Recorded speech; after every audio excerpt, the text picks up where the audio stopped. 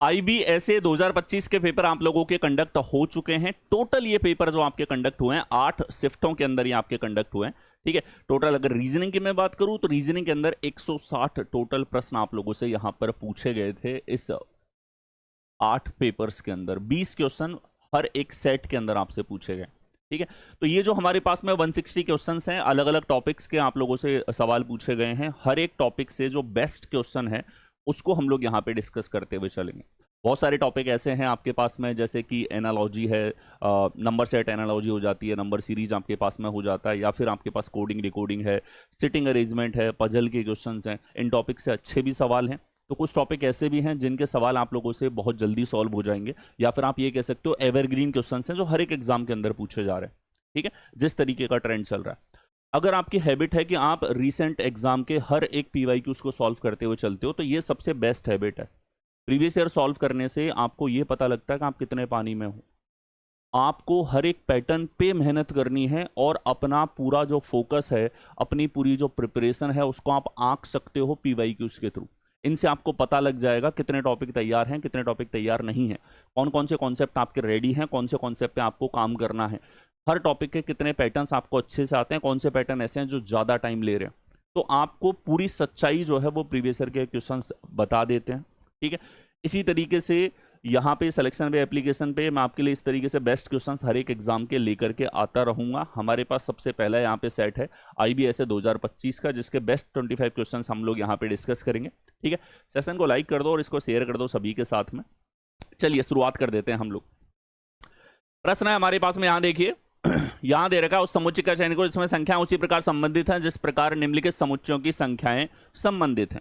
आपको यहां पर अगर देखा जाए तो 2 सेट दे रखे हैं। ठीक है, और इन दोनों सेटों में देखो, ये जो क्वेश्चंस होते हैं ना नंबर्स के ऊपर बेस्ड ऑन, इनमें कोई फॉर्मूला काम नहीं करता। इनमें ऐसा नहीं होता कि आप एक फॉर्मूला लगा दोगे और आंसर आ जाएगा। यहां पे आपको दिमाग लगाना होता है और अपना थॉट प्रोसेस जो है ना वो आपको इस्तेमाल करना होता है। ध्यान से देखो, अप्रोचेस बताऊंगा, सोचने का तरीका बताऊंगा, जहां पे थॉट प्रोसेस रिक्वायर्ड है वहां थॉट प्रोसेस, जहां पे क्लियर आर्गुमेंट से काम होगा वहां क्लियर आर्गुमेंट आप सीखते हुए चलोगे। ध्यान से देखो, जब भी ऐसा सेट दिखे हमें क्लियरली दिखाई दे रहा है कि यहां पे दोनों संख्याएं सबसे बड़ी है। ठीक है, और बड़ी संख्याओं को आप अलग रखो, छोटी संख्याओं से बड़ी संख्या कैसे आएगी ये आपको सोचना है। ठीक है, सबसे पहले इसका सॉल्यूशन देखिए और उसके बाद इसके अप्रोचेस को मैं आपको बताऊंगा। यहां देखो हमारे पास 18 और 28 दो संख्याएं हैं और इनसे 252 आ रहा है। ठीक है, यहां हमारे पास 16 और 30 दो नंबर्स हैं और इनसे 240 आपके पास में आ रहा है। बड़ी संख्या को हमने सेपरेट कर दिया, छोटी संख्याओं पे ऑपरेशन लगा रहे हैं। कितने ऑपरेशन हमको 1 लेयर के जो ऑपरेशन हैं जैसे एडिशन, सब्ट्रैक्शन और इनका मल्टीप्लीकेशन, ये हम देख सकते हैं। ठीक है, कई अप्रोचेस हैं, जैसे अगर 252 और 240 के आप फैक्टर्स कर पाते हो तो आप बहुत जल्दी आंसर पे पहुंचोगे। जैसे 252 के फैक्टर करो, क्या इसमें 18 है या 28 है? 18 इसमें है, 18 का मल्टीपल है, 18 1 जा 18, 7 2 18 4 जा, तो 18 इंटू 14 हमारे पास में है। इसमें देखो यहाँ तो 18 का मल्टीपल दिख गया हमको, इसके अंदर 16 दिख रहा है क्या? 16 से अगर देखा जाए 16 1 जा 16 और ये हमारे पास 8 0 है, 16 5 80। तो जैसे ही आप फैक्टर दिखोगे आपको यहाँ पे पैटर्न पता लग चुका है। क्या पैटर्न लगा है हमारे पास में? पहली जो संख्या है इसको दूसरी संख्या के हाफ से मल्टीप्लाई कर रखा है।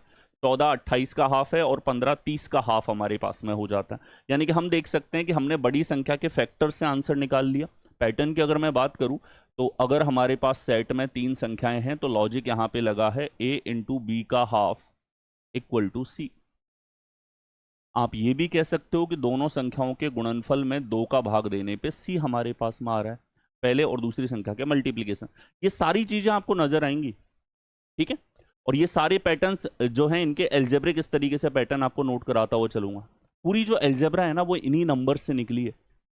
एल्जेब्रा जो है ना, ऐसा नहीं है कि इंसान का उद्गम हुआ और अचानक से भगवान प्रकट हुए और उन्होंने बोला ले बेटा एल्जेब्रा की किताब खुद भी पढ़ और आगे आने वाली सारी पीढ़ियों को पढ़ाता हुआ चल। ठीक है, एल्जेब्रा पूरी निकली है नंबर्स की नॉलेज से, नंबर्स के बीच के रिलेशन से, जिस तरीके से त्रिकोणमिति निकली है राइट एंगल की स्टडी से। ठीक है, तो अब देखो यहाँ पे रिलेशन हमारे पास में कुछ इस तरीके से आ जाता है।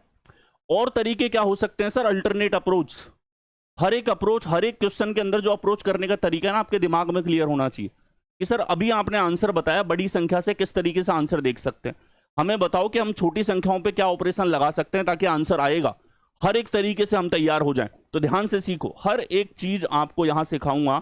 सोचने का तरीका मैटर कर रहा है, फॉर्मूला नहीं है।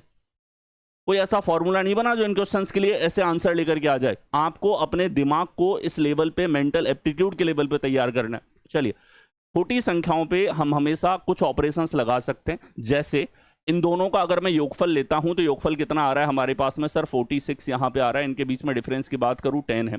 यहां देखो योगफल कितना है, 46 है। इनके बीच में डिफरेंस की बात करूं 14 है। अगर इनको मैं गुणा करता हूं, मल्टीप्लाई करता हूं, तो देखो 18 28 को मल्टीप्लाई करना है। कई बार ऐसा मल्टीप्लीकेशन आपको रीजनिंग में भी करना पड़ता है। तो आप लोगों को करना क्या है, वैदिक मल्टीप्लीकेशन लगाओ, समय बचता है। 8 गुना 8 64, 2 एकम 2। यहाँ देखो 8 एकम 8, 8 दूनी 16, 24 इधर आ रहा है, 4 0 और ये हमारे पास 5, 504 यहाँ पे होगा, 504। अब ध्यान से देखो 504 जैसे मल्टीप्लीकेशन आया आपको दिख रहा है कि इसका हाफ है हमारे पास। इनको गुणा करो 16 को 30 से, 16 थी 48, 480 हमारे पास, 480 का हाफ आपको यहाँ पे दिख रहा है।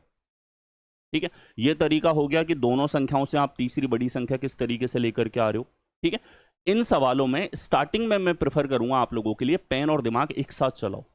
2-3 लेयर के ऑपरेशंस लगा के सवाल को और ज्यादा इंटरेस्टिंग बनाया जा सकता है। हर एक सवाल के अंदर आप बैठे बैठे देखते रहो और आंसर दिख जाए, जरूरी नहीं है। ठीक है, चलिए अब चलते हैं हम यहाँ पे कौन सा विकल्प जो है आपके पास में सही होगा। ठीक है, आप मल्टीप्लीकेशन वाले पैटर्न से देख लो या फिर इस तरीके से गुणा करके हाफ वाला जो लॉजिक आपको दिखा है इससे आप देख सकते हो। दो थॉट प्रोसेस आए, एक में हमने देखा कि पहली संख्या को दूसरी के आधी से मल्टीप्लाई कर दिया, दूसरे में देखा दोनों को गुणा करके हाफ कर दिया। दोनों ही थॉट प्रोसेस जो हैं आपस में रिलेट कर रहे हैं। पीछे की मैथ सेम है, केवल सोचने का तरीका, थॉट प्रोसेस आपका डिफरेंट हो रहा है। अब देखो यहाँ हमारे पास कौन सा ऐसा विकल्प है, इसका हाफ कर दो, 14 का 7 हो रहा है। क्या 26 को 7 से गुणा करेंगे तो हमारे पास में आ जाएगा 7 6 की 42, लास्ट डिजिट ही अलग है। 11 से मल्टीप्लाई करोगे 154 आएगा। यहाँ पे 9 से मल्टीप्लाई करोगे 270 आएगा। यहाँ 6 से मल्टीप्लाई करोगे 144 आएगा। कौन से विकल्प में है, डी विकल्प में आपको दिया हुआ। दैट्स इट, आगे आइए। प्रश्न है हमारे सामने, यहाँ पे उस समुच्चय का चयन करो जिसमें संख्याएं उसी प्रकार संबंधित है जिस प्रकार निम्नलिखित समुच्चयों की संख्याएं संबंधित हैं। यहां आपको 2 सेट दे दिए, अगेन वही चीज। अगर सवालों में आपको क्लियरली दिख रहा है कि कोई एक संख्या बाकी दोनों से बहुत बड़ी है या बहुत छोटी है, तो आपकी अप्रोच है कि हम इसको अलग रखेंगे, इसकी बिरादरी अलग हो गई बाकी दोनों संख्याओं से। अब देखो यहाँ पे 11 और 18 है, इनसे आपके पास में 396 आ रहा है। यहाँ आपके पास 19 और 12 है, इनसे आपके पास में 456 यहाँ पे आ रहा है। तो आप दोनों तरीके से सोच सकते हो, बड़ी संख्या का पोस्टमार्टम कर दो या फिर आप छोटी संख्याओं पे उनका एडिशन, उनका सब्ट्रैक्शन, मल्टीप्लिकेशन आप चेक कर लो। हो सकता है स्क्वायर क्यूब की तरफ हमें जाना पड़े, हर एक वैरायटी आपके दिमाग में क्लियर हो। चलिए छोटी से बड़ी संख्या लाते हैं। तो सबसे पहले अगर हम देखें इन दोनों में हम क्या क्या ऑपरेशन हमें लिखना चाहिए, तो यहाँ पे इन दोनों का योगफल अगर मैं करूंगा 29 है, इनके बीच में डिफरेंस की बात करूँ 7 है, इनको अगर गुणा करूंगा तो 198 हमारे पास में आ जाएगा। इधर देखो इनका अगर मैं योगफल लेता हूं तो हमारे पास 31 है, डिफरेंस की बात करूं 7 है, इनको आप गुणा करते हो 19 को इससे, तो 19 दूना 38, 3 हमारे पास में यहाँ पर होगा 19 और 3 हमारे पास में कितना हो जाएगा 22। ठीक है, तो आप जैसे ही इतना लिखते हो आपको दिखाई दे रहा है 29 से रिलेशन नहीं है, लेकिन एक रिलेशन आपको डायरेक्टली दिख रहा है, इसका डबल है। एक रिलेशन आपको डायरेक्टली दिख रहा है, इसका डबल आपके पास में है। क्या देखा हमें कि सर अगर कोई सेट हमारे पास में ABC इस तरीके से है तो इसमें एक एल्जेब्रिक पैटर्न लगा है, और वो एल्जेब्रिक पैटर्न ये है कि पहले A और B को मल्टीप्लाई किया, फिर इसका डबल करने पर हमारे पास में यहाँ पर C आ रहा है। ये हमारा थॉट प्रोसेस है जो आपको आंसर पे पहुंचा रहा है। ठीक है, आप इसमें अल्टरनेटिवली ये भी चीज कर सकते हो। ये देखो आंसर पे तो हम पहुंच गए, छोटी संख्याओं से बड़ी संख्या। अब देखो मान लो आपका मन करता कि जो बड़ी संख्या है इसके ऊपर कोई ऑपरेशन लगाया जाए, तो 396 आपके पास में है। 396 में आप क्या कर सकते हो कि सर यहां इसके मल्टीपल में लिखूं। अब मल्टीपल ऐसा लिखो जिसमें या तो ये संख्या हो या ये संख्या हो, इनके गुणज के रूप में इसको लिखने का प्रयास करो।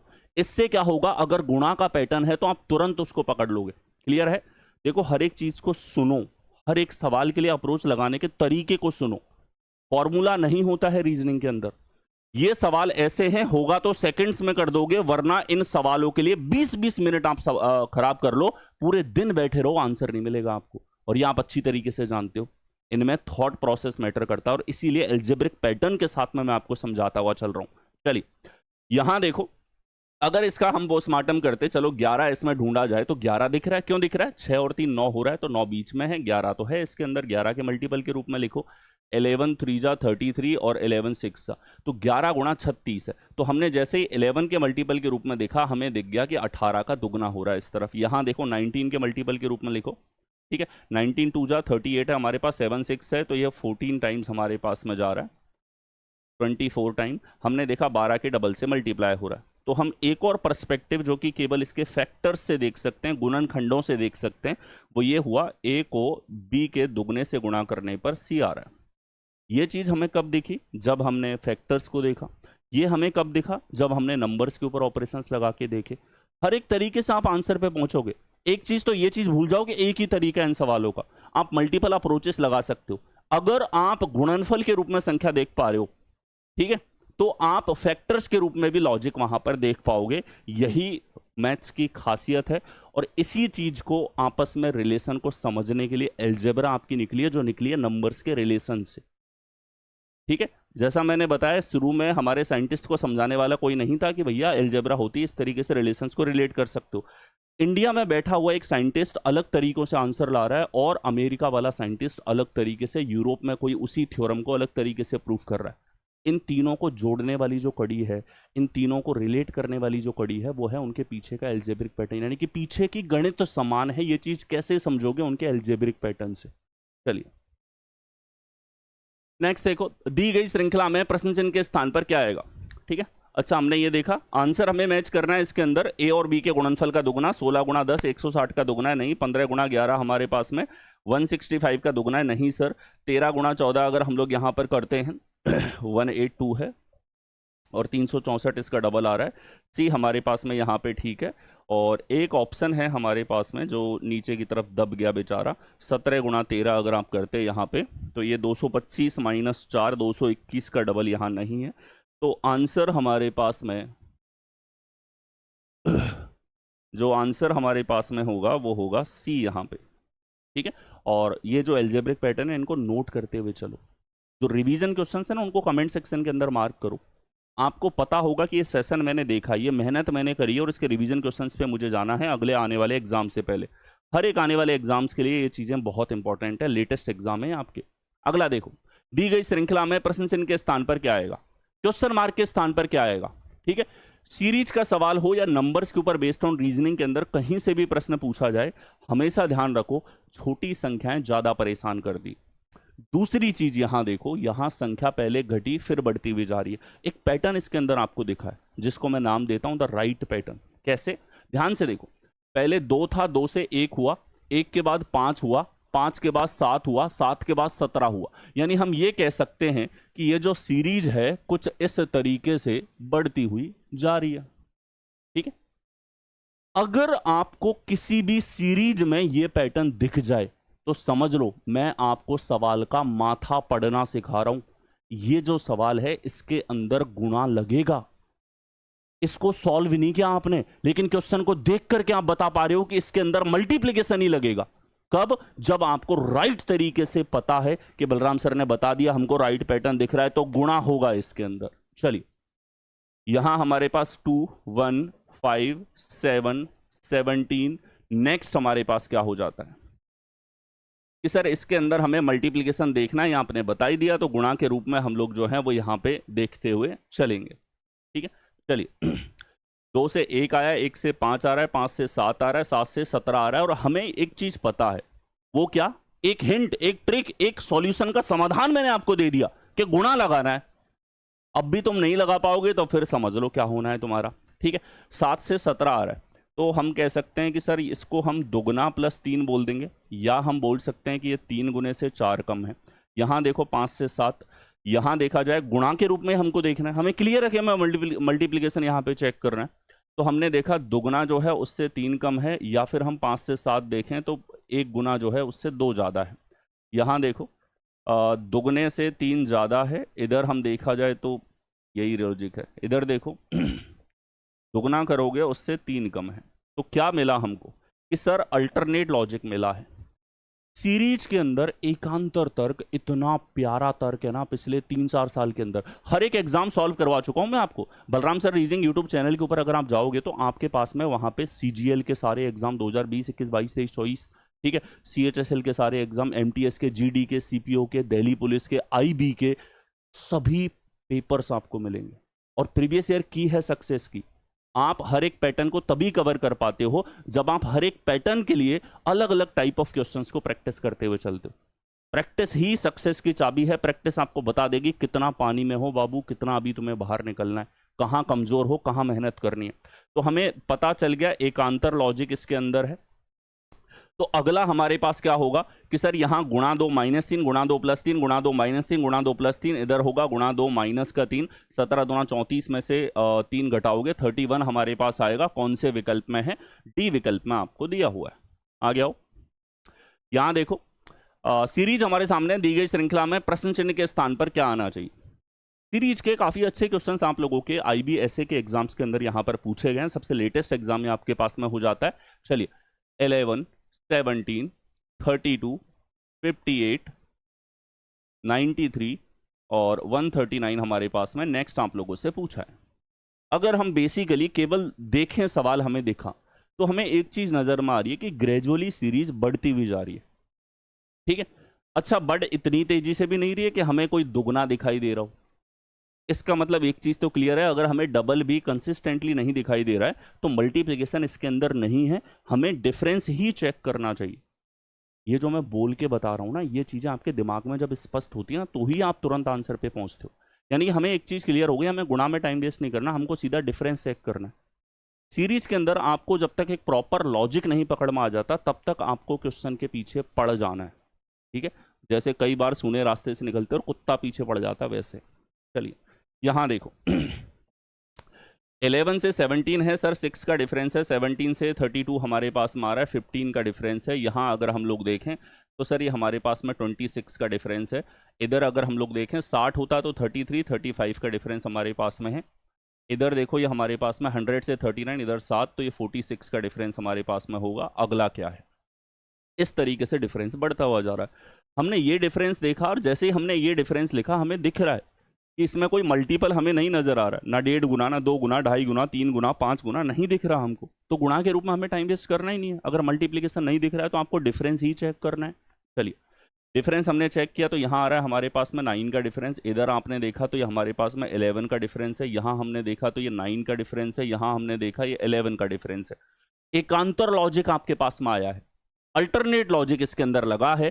इधर +9 था, +11 है, +9 है, +11 है। तो अगला क्या हो जाएगा कि सर अगला अब हम तुरंत निकाल सकते हैं। यहाँ प्लस का 9 होगा, प्लस का 9 आप इसमें ऐड करते हो तो ये हमारे पास में 55 यहाँ पर आ गया। 55 आप ऐड करते हो तो 9 और 4 हमारे पास 4 आ गया यहाँ पे, 5 3 8 और 1 9, 194 यहाँ पे आएगा। कौन से विकल्प में है? सी विकल्प में आपको दिया हुआ है। ये आपकी अप्रोच होनी चाहिए। इस तरीके से आपको सीरीज के क्वेश्चंस में आगे बढ़ना होता है। अब देखो जो सवाल खुद देता है इसको हम नाम देते हैं L0 सीरीज। ठीक है, मैं इसी तरीके से आपको पढ़ाता हूं, सिस्टमेटिकल पैटर्न्स आपको बताता हूं सवाल के अंदर। ये L1 श्रृंखला है, ये वो श्रृंखला है जिसके अंदर हमने मेहनत करके हमने डिफरेंस लिख के इस सीरीज को लिखा। तो ये L1, ये L2 है। हमें क्या दिखा हुआ यहां पे? दिखा सर L2 जो है ना उसमें कौन सा लॉजिक है? अल्टरनेट पैटर्न आपके पास लगा है। क्या लगा है? अल्टरनेट। प्लस का 9 और प्लस का 11, इस तरीके से श्रृंखला लगी है और इसी लॉजिक को हम आगे एक्सपांड करेंगे तो आंसर पे पहुंचेंगे। हर एक सवाल के साथ इस तरह के पैटर्न्स मैं आपको बताता हुआ चलूंगा जो आपको क्लियर करेंगे कि एग्जाम्स के अंदर कितने तरह के पैटर्न पूछे जाते हैं। आप चाहो तो एक पैटर्न सीट अब से बनाना स्टार्ट कर दो कि हम बलराम सर के साथ में जुड़े हैं तो हम इस तरीके से पैटर्न सीट बनाएंगे। सीरीज के लिए इस तरह के पैटर्न्स को नोट करेंगे, सेट के लिए करेंगे और आपके पास में नॉर्मल एनालॉजी जो होती है नंबर्स के ऊपर उसमें नोट करेंगे। बेहद जरूरी है स्टार्टिंग के अंदर।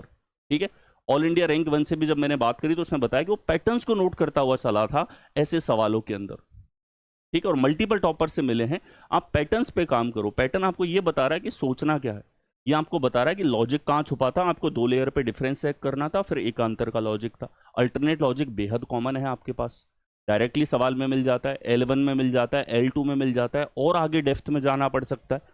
सवाल का डिफिकल्टी लेवल जितना आपसे मेहनत करवा रहा है उतना ही डिफिकल्टी क्वेश्चन है। ठीक है, चलिए डिफिकल्ट भी क्या कहेंगे, लेंदी सवाल आप उसको कह सकते हो। नेक्स्ट सवाल है हमारे सामने, सीरीज आपको दे रखी है 6, 16, 28, 28, 60, 116 और नेक्स्ट आपके पास क्या होगा। एक टॉपिक जिसने काफ़ी अच्छे तरीके से स्टूडेंट को जो है काफ़ी इंटरेस्टिंग पेपर का क्लू दिया होगा, वो सीरीज आपके पास में थी, हर एक सेट के अंदर इसके सवाल थे। ठीक है, 1 से 2 क्वेश्चन, 3 क्वेश्चन शिफ्ट के अंदर, पर शिफ्ट के अंदर आप लोगों से पूछे गए। सेट और सीरीज अच्छे सवाल आप लोगों के रिसेंट एग्जाम में आ रहे हैं। ये सीरीज हमने देखी, हमें क्या दिखाई दे रहा है कि सर सीरीज बढ़ रही है, शुरू में धीरे धीरे बढ़ रही है, फिर धीरे धीरे तेज बढ़ना स्टार्ट हो जाती है। मल्टीपल तो अगर यहाँ पे देखा जाए तो सर एक रेंज तो है कि हर बार लगभग दुगने के आसपास संख्या आ रही है, लगभग दुगने के पास, यहां भी लगभग दुगना, यहां भी लगभग दुगना, यहां भी लगभग दुगना, यहां भी लगभग दुगना दिखाई दे रहा है ना। यानी कि हमें एक चीज नजर में आ रही है जब हम सीरीज को देखते हैं। सबसे पहले सवाल को देखोगे तो सही, आपके दिमाग में सवाल को देखते ही क्या क्लिक होना चाहिए, मैं आपको सोचना सिखाता हूं। और जब आप सोचने का तरीका आपका क्लियर है तो आप एक सवाल में नहीं रुकोगे। और यही कारण है कि मेरे हजारों विद्यार्थी जो है ना वो 10 मिनट के अंदर अंदर 25 क्वेश्चंस को आराम से सॉल्व कर देते हैं। आपको क्लियर होना चाहिए दिमाग के अंदर सवाल का स्ट्रक्चर देख के कि करना क्या है। फॉर्मूला तो यहां नहीं है, कोई ऐसा फॉर्मूला बन भी नहीं सकता श्री धराचार्य, यहां तो लगेगा नहीं कि मैंने दे दिया श्री धराचार्य, ले बेटा लगा, इधर से श्री धराचार्य में सवाल डाला, इधर से आंसर निकल गया, नहीं निकलेगा ना। चलिए, तो मल्टीप्लीकेशन दिख रहा है तो मल्टीप्लीकेशन चेक करेंगे हम लोग। ठीक है, यहां पे है दुगना प्लस 4 है, इधर हमने देखा तो दुगना माइनस 4 आ रहा है, यहां हमने देखा तो दुगना 28 दूनी 56 प्लस का 4 है, यहां हमने देखा तो दुगना 120 माइनस 4 है। क्या देखा हमको, मल्टीप्लीकेशन में अल्टरनेट लॉजिक आप लोगों का पूछा गया।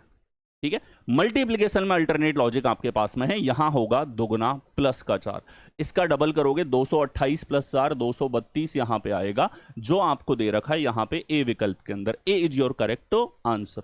लग क्या रहा है कि सर L0 में ही लॉजिक छुपा था, L0 में हमारे पास में लग रहा है अल्टरनेट लॉजिक। अल्टरनेट लॉजिक कह रहा है गुणा 2 प्लस का 4 फिर गुणा 2 माइनस 4, इस तरीके से एक आंतर तर्क आपके पास में चला है। ये पैटर्न्स हर एक सवाल हर एक टाइप के साथ आपको बताता वो चलता हूं, या तो मैं आपको नंबर विजन, बहुत सारी टर्मिनोलॉजीज हैं, अगर आप मेरे साथ अभी जुड़े हो तो आपको ये टर्मिनोलॉजीज और जो ये आपको पैटर्न्स मैं नोट करा रहा हूं इनको नोट करते हुए चलना है। एक कॉपी अलग से बनानी है इस तरह के पैटर्न्स के लिए। रीजनिंग को बेहद सरल मैं आपके लिए बना दूंगा। ये मेंटल एबिलिटी आपकी चेक हो रही है, ना कि एप्टीट्यूड जहां आप पेन कॉपी लेकर के कैलकुलेशंस कर रहे हो। आपका सोचने का तरीका ज्यादा मैटर करता है सवालों में। नेक्स्ट क्वेश्चन है हमारे सामने, एक निश्चित कूट भाषा में वी आर हेयर को लिखा जाता है YTBGJI के रूप में, और यू नो वी को लिखा जाता है KLBJGB। सवाल को देखा, देखते ही क्या समझ में आया, सेंटेंस की सेंटेंस से कोडिंग है, और इस तरह के कोडिंग के सवाल आ जाते हैं चाइनीज कोडिंग के अंदर, जहां पे आपको एक वाक्य की वाक्य के साथ में कोडिंग दे रखी। दूसरा पॉइंट हमने नोट किया कि अगर हमारे पास यहाँ पे 3 शब्द हैं तो 3 ही कोड आपके पास में आ रहे हैं, यानी कि एक शब्द के लिए एक कोड जरूर आया।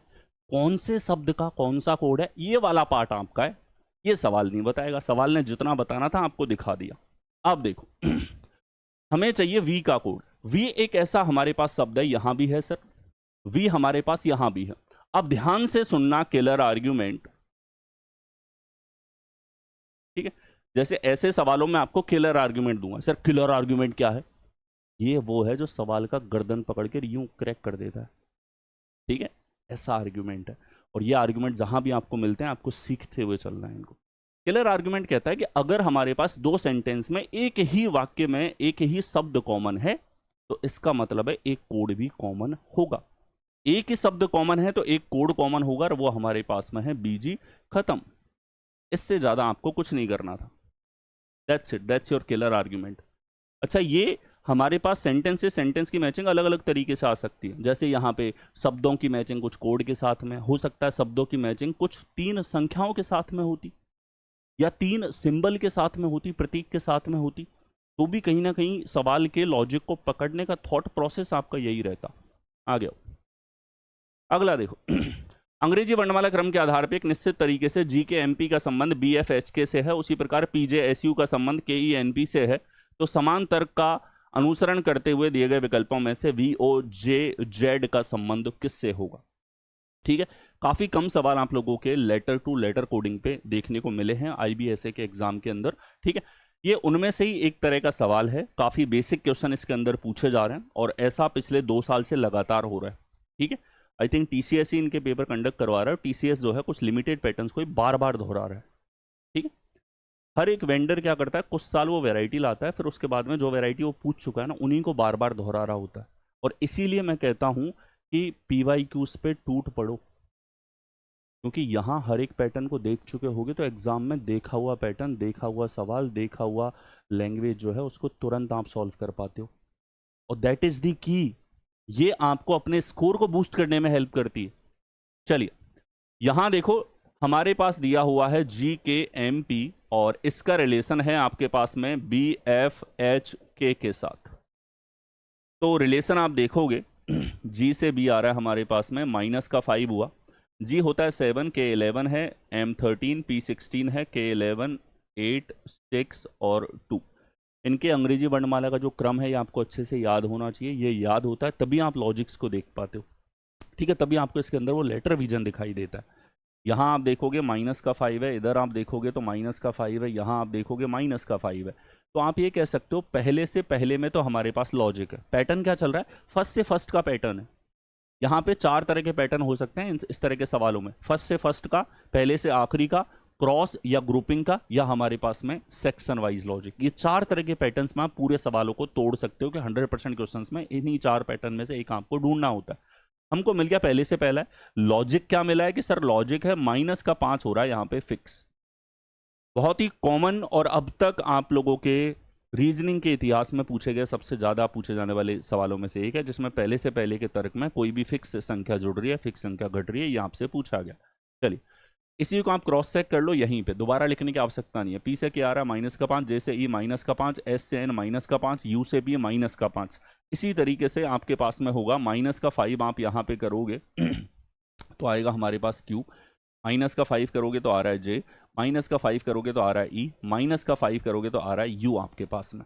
ठीक है, Q J E U कौन से विकल्प में है कि सर B विकल्प में आपको दिया है, B आपके पास करेक्ट आंसर यहां पर होगा। क्लियर है, आ गया। नेक्स्ट देखो, कोडेड फॉर्म में आप लोगों से ब्लड रिलेशन का सवाल पूछा है, रक्त संबंध का। 2022 के बाद अचानक से कुछ हुआ, पर्टिकुलरली TCS को और बहुत सारे वेंडर्स को, कि इनको ऐसा लगा कि अब तो ब्लड रिलेशन में सबसे ज्यादा कोडेड फॉर्म के सवाल पूछो, क्योंकि उनके आंकड़ों में उन्हें यह दिख रहा था कि आधे से ज्यादा स्टूडेंट को दिक्कत आ रही है, समय ज्यादा वेस्ट कर रहे हैं इस तरह के सवालों में। और इन सवालों में समय वेस्ट उसी का होता है जो एक बिगिनर विद्यार्थी है। केवल बिगिनर को दिक्कत आती है, जिसने 100 150 200 क्वेश्चन सॉल्व कर लिया ना इस तरह के, उसको सबसे आसान टाइप ये लगता है। ठीक है, चलिए करते हैं सवाल का पोस्टमार्टम। यहां देखिए यहां आपको दे रखा है A+B का अर्थ है AB की पुत्री है, A-B का अर्थ है AB का भाई। सभी के अंदर हमने देखा A पहले आ रहा है, यानी कि आपको फॉरवर्ड रीड करते हुए चलना है, फॉरवर्ड आपको पढ़ते हुए चलना है सवाल के अंदर।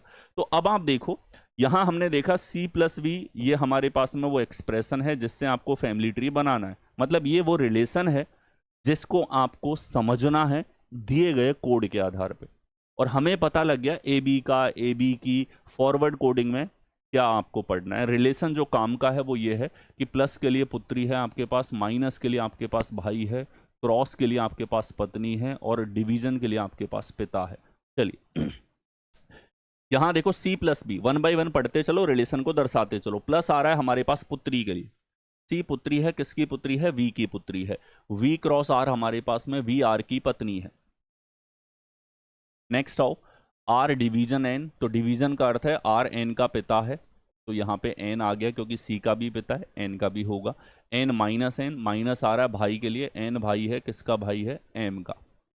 तो ये कंप्लीट रिलेशन है जो इस एक्सप्रेशन के द्वारा हम लोग यहाँ पे दर्शा पाए हैं। अब आपसे पूछा गया है कि C का M से क्या संबंध है। C का M से, तो C जो है M का क्या लगेगा, M की बहन है, सीधा सीधा सीधी रेखाओं से जो कनेक्टेड है, भाई बहन है, तो सिस्टर यहां पर होगा। That's it. ठीक है, मतलब इनमें आप एक बार प्रैक्टिस कर लोगे इन सवालों में, 2 4 5 सेकंड से ज्यादा का समय आपको लगना ही नहीं है। यहां से ये बनाने में आपको कोई समय नहीं लगना, आपको सिर्फ ये देखना है कि फॉरवर्ड कोडिंग है और मैचिंग आपको दिखाई दे रही है स्क्रीन के ऊपर। नेक्स्ट सवाल है हमारे सामने, अंग्रेजी वर्णमाला क्रम के आधार पर निम्नलिखित 4 अक्षर युग्मों में से 3 एक निश्चित तरीके से समान है। 3 समान है, एक अलग है। असंगत आप लोगों से पूछा गया, यानी कि यहाँ पे क्लासिफिकेशन वर्गीकरण आप लोगों से पूछ रहा है। ठीक है, रिसेंट एग्जाम में वर्गीकरण का ये वाला जो टाइप है ये काफी ज्यादा पूछा गया है आप लोगों से हर एक एग्जाम के अंदर। जैसे रिसेंटली रेलवे के जितने एग्जाम हैं या एसएससी के कुछ एग्जाम्स के अंदर आप लोगों से ये पैटर्न बार बार पूछा जा रहा है। ठीक है, इसके लिए आपको तैयार रहना है। इन सवालों में जो सबसे पहले अप्रोच आपके दिमाग में आनी चाहिए वो है डिफरेंस के ऊपर बेस्ड ऑन अप्रोच आपके पास। ठीक है, जैसे देखिए यहां हमारे पास W से A आ रहा है, तो W से A आ रहा है हमारे पास में, तो आप W से A के रिलेशन को कैसे देख सकते हो? ये 23 है, ये 1 हमारे पास में, इसको आप माइनस का 22 बोल सकते हो, और माइनस का 22 है, ये प्लस में इसको कैसे लिखेंगे हम लोग? जो हमारे लेटर्स है ना ये सर्कुलर तरीके से आपस में इंटर रिलेटेड होते हैं। ठीक है, तो दो लेटर्स के बीच में डिफरेंस प्लस यानी कि फॉरवर्ड, माइनस यानी कि बैकवर्ड, दो तरीकों से देखा जा सकता है। दोनों तरीके आपके दिमाग में आने चाहिए। माइनस के 22 को आप लिख सकते हो प्लस का 4, इन दोनों का योगफल हमेशा रहता है 26। ठीक है, तो ये हुआ प्लस का 4, जी से बी आ रहा है तो ये हो रहा है माइनस का 5। ठीक है, माइनस के 5 को प्लस का 21 यहां पे लिखा जा सकता है। इधर देखो पी से टी आ रहा है, ये भी प्लस का 4 है सर, और एन से के आ रहा है, ये हमारे पास में यहां पे देखा जाए माइनस का 3 है। ठीक है, जी से के आ रहा है सर प्लस का 4 है, और ए से वी आ रहा है हमारे पास में प्लस का 21 है, जिसको माइनस का 5 बोल पाते हो। ओ से एस आ रहा है प्लस का 4 है, और क्यू से एल आ रहा है हमारे पास 17 से 12 माइनस का 5 है। तो जैसे ही आप डिफरेंस को लिख के हटते हो, और ये डिफरेंस आप जल्दी तभी लिख पाते हो जब आपको फॉरवर्ड और बैकवर्ड दोनों तरीके से रिलेशन देखना आता है। जैसे W से A कैसे आया, हमें माइनस 22 तो तुरंत नजर आ रहा है, लेकिन प्लस का 4 आप तुरंत इस तरीके से देखो, 22 है तो 22 और 4 26, तो प्लस और माइनस यानी कि फॉरवर्ड और बैकवर्ड दोनों तरीकों से आपके दिमाग में क्लियर होना चाहिए। हम W से फॉरवर्ड का मतलब है आगे चलेंगे, W से आएगा हमारे पास X, फिर Y, फिर Z, और वापस से A। ये सर्कुलर रिलेशन आपके पास में होता है, और यही सर्कुलर रिलेशन आपको कंसीडर करना होता है आप लेटर्स के ऊपर बेस्ड ऑन किसी भी सवाल को सॉल्व करते हो, भले वो कोडिंग डिकोडिंग में है, एनालॉजी में है, क्लासिफिकेशन में है, या सीरीज के अंदर है। चलिए, तो आंसर हमारे पास में हुआ बी। हम क्लियरली देख सकते हैं कि ये बाकी तीनों से अलग है, डिफरेंट है, भिन्न है। यही चीज आपको करनी है इस तरह के सवालों में। चलिए, सवाल हमारे सामने किसी निश्चित तरीके से RX2 का संबंध TT-7 से है। रीसेंट एग्जाम में आप लोगों से जो है वो एल्फान्यूमेरिक पैटर्न जो है वो सबसे ज्यादा पूछे गए हैं, जैसा आपको यहां दिखाई दे रहा है। ठीक है, एल्फान्यूमेरिक में अल्फाबेट और नंबर दोनों होते हैं, आपको लॉजिक देखना है तो नंबर का लॉजिक नंबर से देखा जाएगा और लेटर्स का लॉजिक लेटर से देखा जाएगा। ठीक है, जब भी सवाल आपको दिखे, कोडिंग डिकोडिंग हो, अल्फान्यूमेरिक कोडिंग डिकोडिंग हो, या आपके पास एनालॉजी हो, क्लासिफिकेशन हो, इस तरीके से आप क्वेश्चंस के बीच में रिलेशन को देखोगे। एक रिलेशन स्पष्ट तरीके से आपको लिखना चाहिए ताकि जल्दबाजी में कोई गलती नहीं हो, क्योंकि रीजनिंग क्या है, आप 25 सवाल सॉल्व कर रहे हो, आपने 2 में सिली मिस्टेक कर दिया, आप सिलेक्शन एग्जाम हॉल के अंदर छोड़ के आ गए। You can not afford to do mistakes in reasoning. आपकी रीजनिंग इस लेवल पे तैयार हो, पहली चीज। दूसरी चीज, आपकी स्पीड बेहतर होनी चाहिए। 25 क्वेश्चन के लिए 25 मिनट नहीं मिलते हैं बाबू, सच्चाई ये है। ऑन एन एवरेज 36 मिनट मिलते हैं, 36 सेकंड मिलते हैं आपको हर एक सवाल के लिए। भले आप IB के पेपर्स की बात करो, SSC के पेपर्स की बात करो, इवन रेलवे के अंदर भी कोई ज्यादा समय नहीं मिलेगा आपको, सेकंड्स में ही है सब जगह समय। तो जो चीज अलग है रीजनिंग के अंदर, आसान का मतलब ये थोड़ी है भैया पूरा टाइम मिल गया करते रहो वहां पे, तब तो सारी चीजें आसान हो जाएंगी। थोड़ा ज्यादा समय मिलेगा, मैथ के भी लोग फुल आउट ऑफ फुल ले आएंगे बहुत सारे लोग। तो मैटर कर रहा है यहां पे आपका थॉट प्रोसेस और आपकी स्पीड। यहां देखो, R हमारे पास अंग्रेजी वर्णमाला में 18 है, 24 है, ये चीज मैं मान के चलता हूं कि आपको अच्छे से याद है। ठीक है, प्लस का 2, इधर देखो माइनस का 4, इधर देखा जाओ 2 से -7 आ रहा है, कितना घटाया गया, माइनस का 9 घटा दिया इसमें से, तभी माइनस का 7 आएगा। क्रॉस चेक करो, यही लॉजिक है क्या, MQ9 से, तो M से O आ रहा है हमारे पास में प्लस का 2 है, और Q से M आ रहा है माइनस का 4 है, और 9 से 0 आ रहा है माइनस का 9 है। एग्जैक्ट यही लॉजिक है, सेम लॉजिक है, यानी कि अब हम लॉजिक को पकड़ चुके हैं, तर्क आप लोगों ने यहां पर पकड़ लिया है। तो NB15 का संबंध किससे होगा, प्लस का 2 करोगे P आ रहा है आपके पास में, माइनस का 4 करोगे तो आपके पास में R आ रहा है, और इधर माइनस का 9 करोगे तो आएगा 6 आपके पास। PR6 कौन से विकल्प में है, B विकल्प में आपको दिया हुआ है। आगे आइए, नेक्स्ट देखो, उस युग्म का चयन करो जिसमें नीचे दिए गए युग्मों के समान पैटर्न का अनुसरण करता है। एनालॉजी में आप लोगों से एक तरह का और पैटर्न जो एवरग्रीन है, एवरग्रीन का मतलब है कि एकदम हरियाला है, ये पिछले 2-3 साल से लगातार पूछा जा रहा है, हर एक एग्जाम के अंदर आपको दस्तक दे रहा है, ठीक है। वो है कुछ इस प्रकार से एनालॉजी का रिलेशन पूछना। अब एनालॉजी का सवाल हो या कोडिंग डिकोडिंग का, अप्रोच क्या होगी, अप डाउन फॉर्मेट में इसको लिखोगे। चलिए, तो यहां हमारे पास में वाई जी बी है, इसके नीचे आप डब्ल्यू जे एक्स को इस तरीके से लिखेंगे। अब आपको लेटर्स के बीच में सबसे पहले जो भी रिलेशन देखा जाएगा वो लेटर्स के डिफरेंस से आपको देखना होता है, फॉरवर्ड और बैकवर्ड रिलेशन के आधार पे। तो यहां देखो -2 है, इधर देखो +3 है, इधर आप देखोगे बी से एक्स है, तो सर ये तो हमको दिखाई दे रहा है +22, +22 -4 होता है। ये बैकवर्ड और फॉरवर्ड रिलेशन आपके दोनों चीजें दिमाग में क्लियर होनी चाहिए। ये डिफरेंस लिखने में आपको समय नहीं लगना पड़े, अलग से ना सोचना पड़े, इस लेवल पे आपको क्रम याद हो और उनके बीच का फॉरवर्ड और बैकवर्ड रिलेशन आप लिख सको। तो -2 +3 -4 यहाँ पे अल्टरनेट लॉजिक चला है सीरीज के रूप में। तो इसी तरीके से आप चेक कर लो, यहाँ -2, इधर +3, इधर -4 आपके पास एजिटिस लॉजिक है।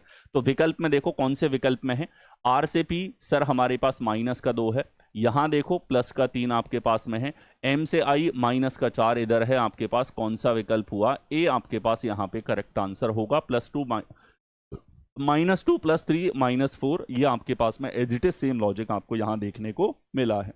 आगे आओ, नेक्स्ट देखो, यहां देखो आपके पास में 3 जो है एक श्रृंखला आपको दिखाई दे रही है, अल्फान्यूमेरिक श्रृंखला आपको देखने को मिली है।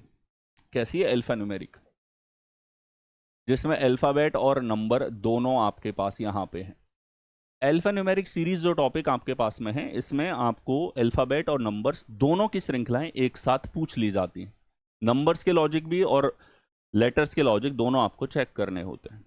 अब इन क्वेश्चंस में स्मार्टली आप कैसे आगे बढ़ोगे, स्मार्टनेस का मतलब है कि आप हर जगह टाइम के लिए लड़ाई कर रहे हो, समय को बचा रहे हो, ठीक है। तो अब देखो, यहां हमने देखा सर पहला अक्षर सभी में अलग है, और हमें आ गया स्वाद कि सर क्या स्वाद आ गया आपको, कौन सा आप लोगों ने यहाँ पे बहुत अच्छी कोई टेस्ट ले लिया। तो सारे अक्षर अलग हैं, इसका मतलब ये हुआ केवल हम पहली श्रृंखला चेक कर लें तो भी पर्याप्त है।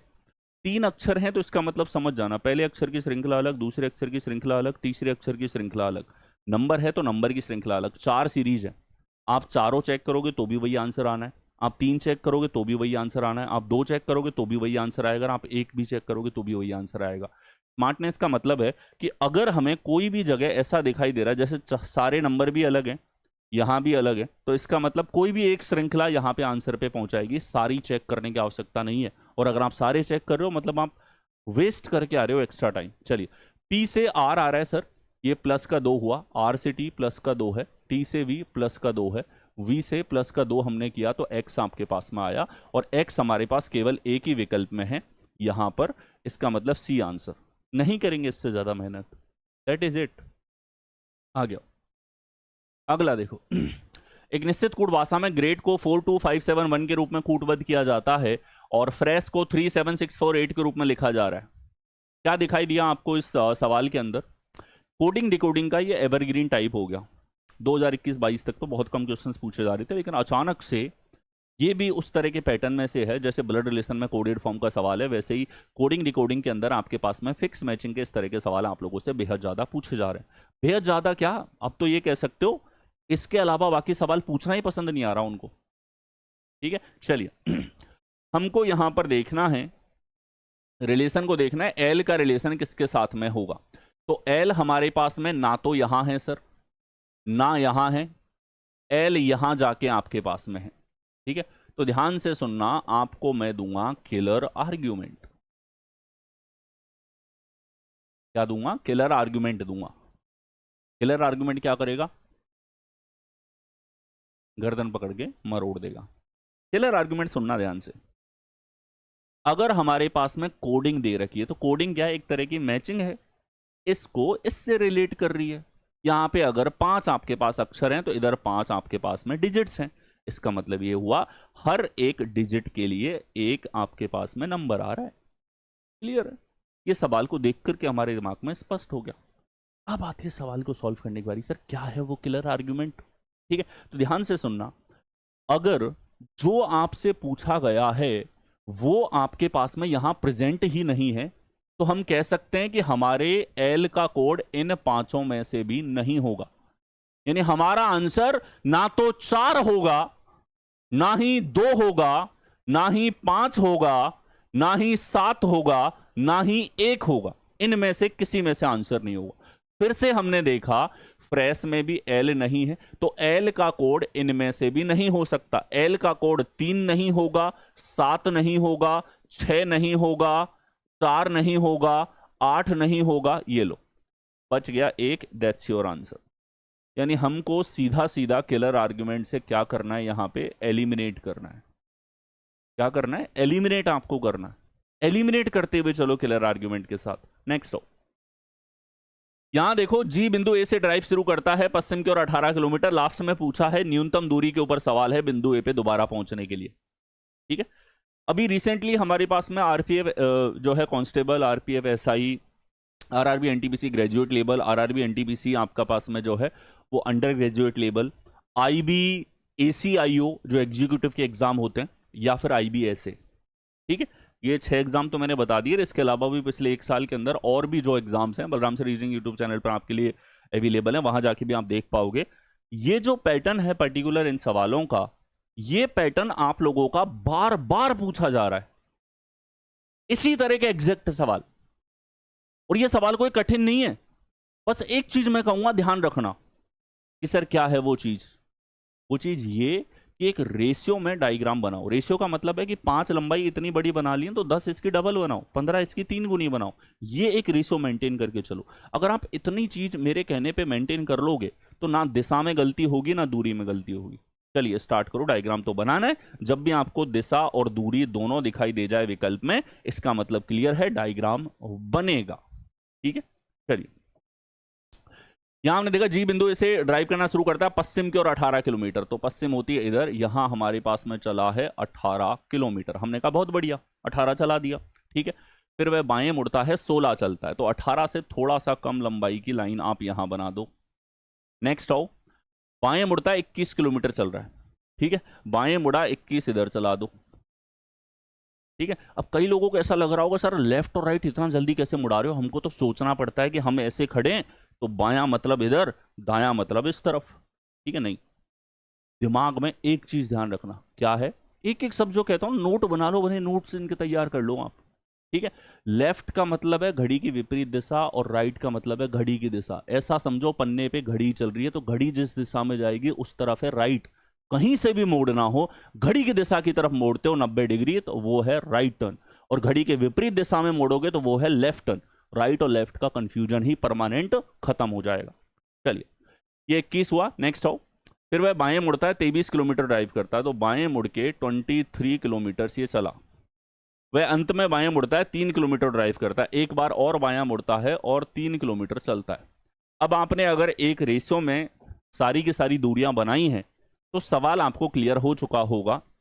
ये हमारे पास में पी बिंदु है और ये हमारे पास में यहां पे देखा जाए तो जी बिंदु है। ठीक है, ए बिंदु है।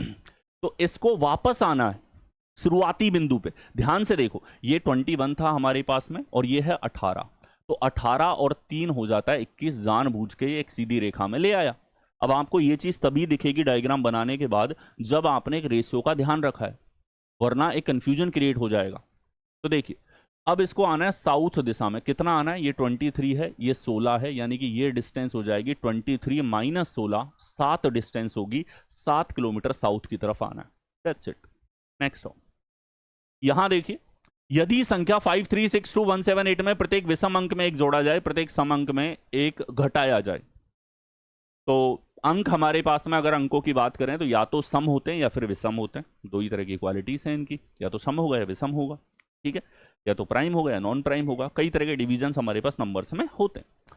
तो संख्या को मैं लिखूं यहाँ पे 5, 3, 6, 2, 1, 7, 8 यहाँ पे, और प्रत्येक विषम अंक में एक जोड़ना है। तो एक जोड़ोगे तो 5 से हो रहा है 6, विषम में एक जोड़ोगे तो ये हो रहा है हमारे पास 4, और एक में एक जोड़ोगे तो ये आ रहा है हमारे पास में 2, 7 में एक जोड़ोगे तो ये आ रहा है हमारे पास में 8। प्रत्येक सम अंक में से एक घटाया जाता है, तो एक घटाने के बाद आ रहा है 5, एक घटाने के बाद में आ रहा है 1, एक घटाने के बाद में आ रहा है 7 आपके पास। ये हमारे पास यहाँ पे रिलेशन लगा है। इतना ही कहना चाह रहा है हमसे।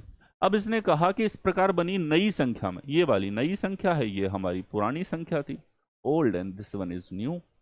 ठीक है, तो कितने अंक एक से अधिक बार दिखाई देंगे? More than once.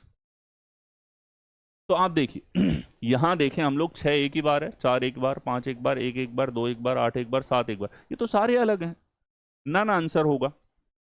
अगर हमें दिख रहा होता 2 एक से ज्यादा बार है, यानी कि एक अंक ऐसा मिल गया जो एक से अधिक बार है, उनकी संख्या आपको काउंट करनी थी। ऐसे बहुत सारे सवाल आपके, स्पेशली जो एग्जाम टीसीएस कंडक्ट करा रही है, ये वाले क्वेश्चंस बेहद ज्यादा पूछे जा रहे हैं। ठीक है, नेक्स्ट अगला देखो, ए का अर्थ है डिवीजन, बी का अर्थ है गुणा, सी का अर्थ है प्लस, डी का अर्थ है हमारे पास में यहां पर माइनस। हर एक लेटर के लिए हमको यहां पे चिन्ह दे रखा है। ये हमारे पास में सिंप्लीफिकेशन है, रीजनिंग का सिंप्लीफिकेशन, रीजनिंग का सरलीकरण। इन सवालों में डायरेक्शन का ध्यान रखते हुए आपको क्वेश्चन को सॉल्व करना होता है। तो देखिए, हमें चिन्ह बदलने हैं, तो मैं एक्सप्रेशन को डायरेक्टली लिख रहा हूं स्क्रीन से देख करके, और यहां एक भी चिन्ह मैंने अभी कन्वर्ट नहीं किया है। अब हम एक एक करके सभी चिन्हों को चेंज करेंगे और उसके बाद बोर्ड मास लगा के आंसर लाएंगे। चलिए, बी हमारे पास में मल्टीप्लीकेशन यहां पर हो रहा है, डी जो है माइनस है, और ए जो है इसका अर्थ है डिवीजन हमारे पास में, और सी जो है इसका अर्थ है प्लस। तो सारे चिन्हों को जैसा सवाल ने दिया उस तरीके से हमने बदल दिया है, बदल दिया।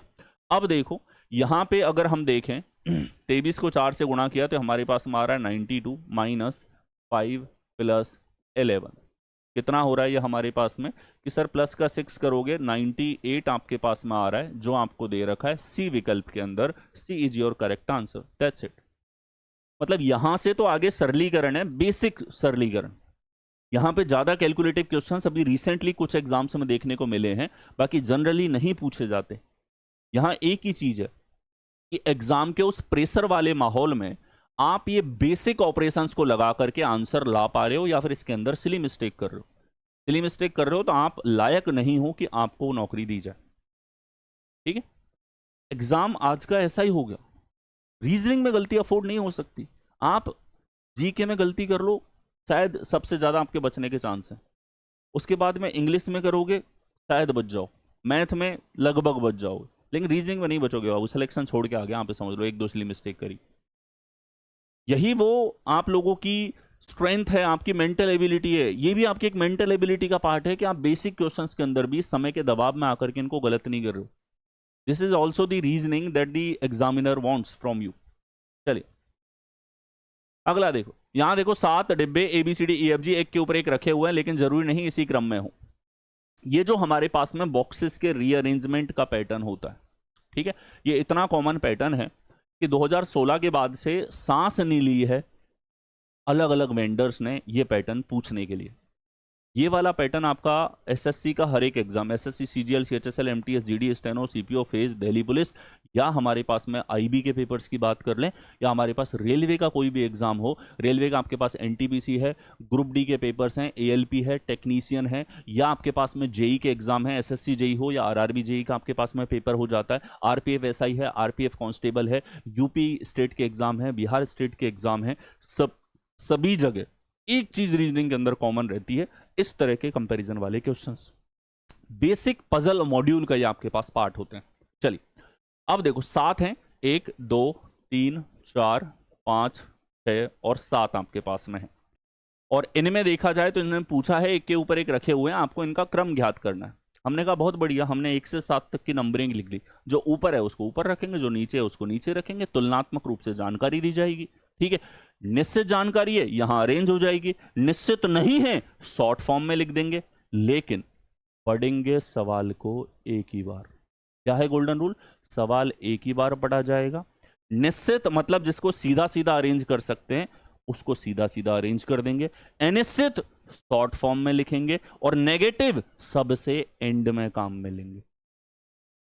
ठीक है, तो अब हमें जैसे जैसे जानकारी मिलेगी डायरेक्टली रखा जा रहा है तो ठीक, वरना शॉर्ट फॉर्म में दोबारा पढ़ने का फंडा मत रखना। एग्जाम बहुत क्रूअल है, कुछ सेकंड का समय मिलता है, आंसर लगा के आगे बढ़ना है। ये मत सोचना इनके लिए ज्यादा समय बचा रहा हूं और क्वेश्चन जल्दी हो जाएंगे। आपको हर एक सवाल हर एक टॉपिक पे उतनी मेहनत करनी। और हर एक सवाल जो कंपटीशन के अंदर पूछा जा रहा है उसमें उतना ही समय लगना चाहिए आपको। हर एक टॉपिक के अंदर आपको काम करना है। जहां ज्यादा समय लग रहा है मतलब वहां आपको ज्यादा मेहनत की आवश्यकता है। चलिए यहां देखो, केवल ए को एफ के ऊपर, केवल ए को एफ के ऊपर रखा है। तो एफ के ऊपर अगर केवल ए है तो ये दोनों ही टॉप पे होंगे।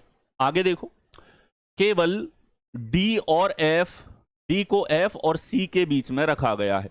डी ऐसा है जो एफ और सी के बीच में रखा गया है। अब ध्यान से देखो, एफ तो बैठा है इधर, यानी कि सी इधर आएगा, डी इस तरफ आ जाएगा, ये भी अरेंज हो गया निश्चित जानकारी के रूप में।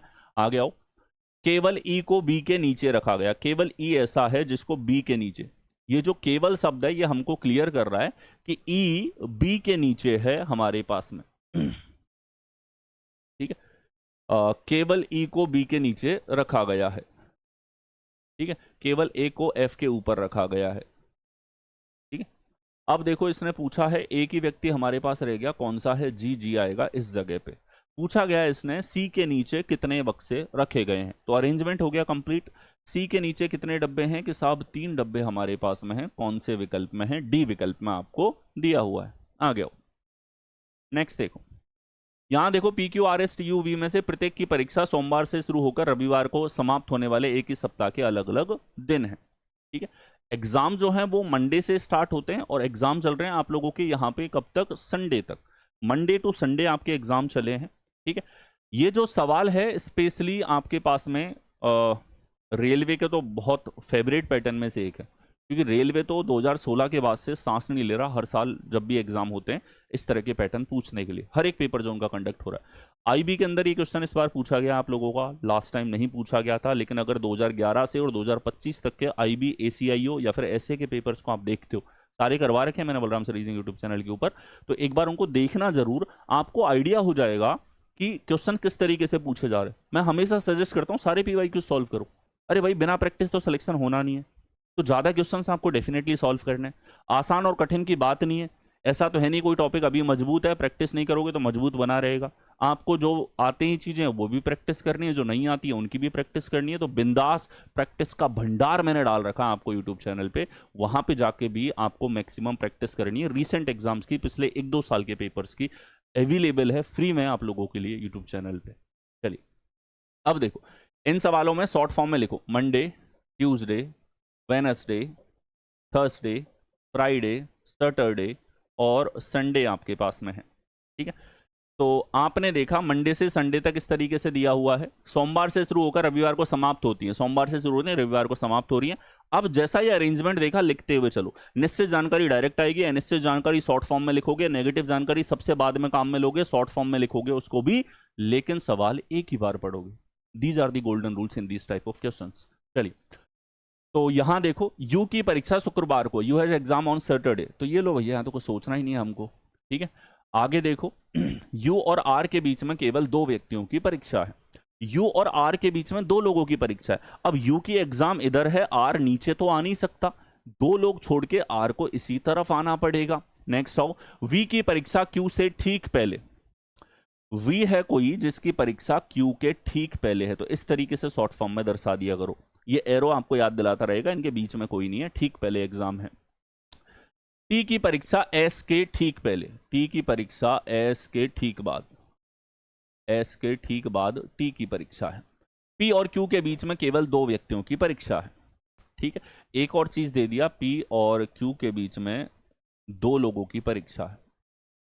ठीक है, रविवार को किसकी परीक्षा है, इतनी सवाल को जानकारी देनी थी। इसके बाद में इसने बोल दिया भाई तुम सॉल्व करो, आंसर लाना है तो ठीक है, छोड़ के आगे बढ़ना है तो बढ़ो।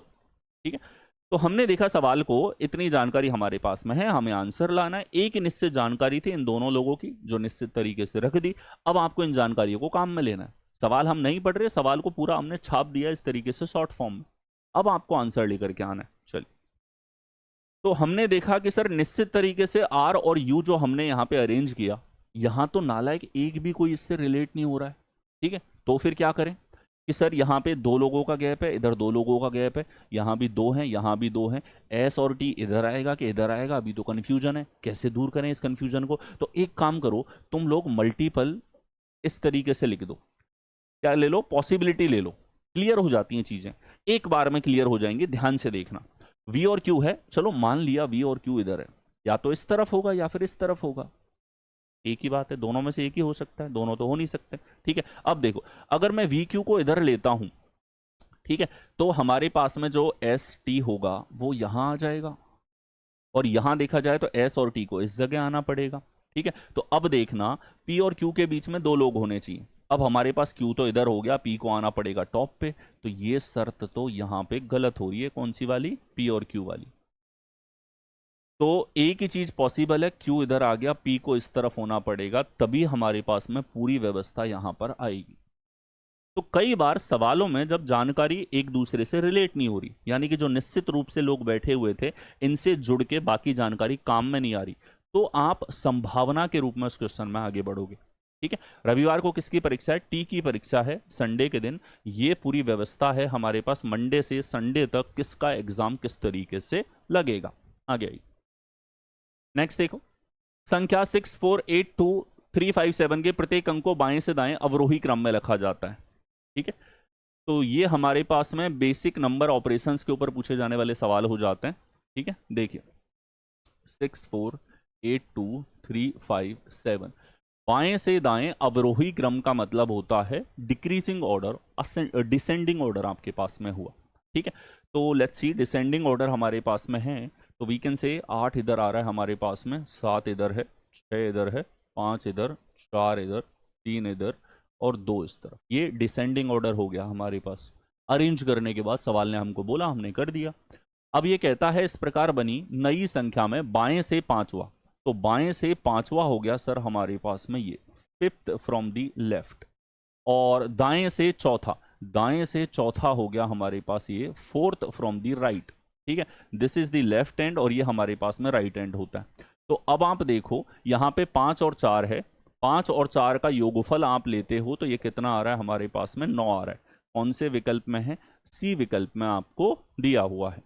क्लियर है, आगे आइए, नेक्स्ट देखो, P Q R S T U V में से प्रत्येक की परीक्षा सोमवार से शुरू होकर रविवार को समाप्त होने वाले सप्ताह के अलग अलग दिन है। ठीक है, तो देखिए एग्जाम अलग अलग दिनों पे है, one of the favourite pattern में से एक है। बहुत सारे एग्जाम के अंदर ये आप लोगों से दिन पे आधारित पजल पूछी जाती है, दिनों पे आधारित पजल है, या बॉक्सेस का आपसी अरेंजमेंट आपके पास में हो गया यहाँ पे, ठीक है, या कैलेंडर बेस्ड ऑन पजल हो गई। ये 2-3 टाइप्स हैं जो आपका पीछा है ना पिछले 10 साल से नहीं छोड़ रहे। ठीक है, और इनको आपको प्रैक्टिस करना होता है। ये चीज आपको पता लगती है जब आप मल्टीपल ईयर के पेपर्स को सॉल्व करते हो।